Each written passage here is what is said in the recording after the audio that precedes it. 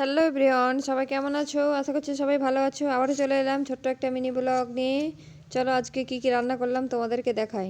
তো দেখো আমি মাছ ভাজছি, তো তোমরা দেখতে থাকো আমার রান্নাটা আর কেমন হয়েছে বলবে।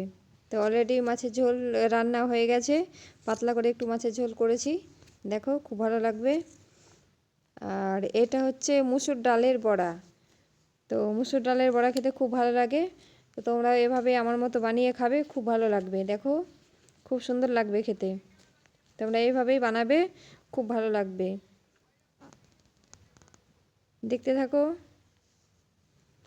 আশা করছি তোমাদের ভালোই লাগবে দেখতে, খুব একটা খারাপ লাগবে না। আমার মতো করে বানাবে, অবশ্যই খেতে ভালো লাগবে। তো আমার বড়া রেডি হয়ে গেছে। তো চলো এবারে দেখাচ্ছি তোমাদেরকে পুরোটা, তোমরা দেখবে কেমন হয়েছে। তো এই দেখো একদম রেডি হয়ে গেছে মুসুর ডালের বড়া। তো কেমন হয়েছে একটু বলবে তোমরা বন্ধুরা।